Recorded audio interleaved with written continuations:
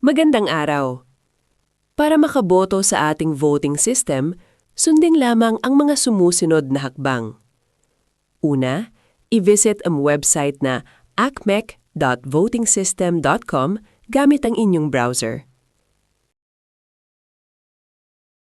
Pagkatapos, i-click ang button na Start Voting upang magsimula. Susunod, ilagay ang inyong access code. Ito ay isang 6-digit code na ibinibigay sa inyo during Election Day, pagkatapos ng registration. Kapag nakapasok na, maaari na kayong pumili ng mga kandidatong nais ninyong iboto. Makikita sa screen kung ilan ang maximum na pwede ninyong piliin. Siguraduhing sundin ang tamang bilang ng pagpili. Kapag tapos na kayong pumili, i-click ang button sa ibaba na Submit My Final Ballot. Pagkatapos nito, may lalabas na confirmation.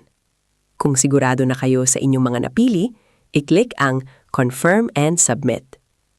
Kapag successful ang inyong pagboto, lalabas ang mensaheng Vote Recorded kasama ang inyong confirmation details. Sa puntong ito, maaari na ninyong i-print ang inyong resibo. I-click lamang ang Print Receipt. Makikita ninyo ang preview at ang listahan ng inyong mga ibinoto bago ito i-print. At doon nagtatapos ang proseso ng pagboto. Maraming salamat sa inyong pakikilahok sa halalan.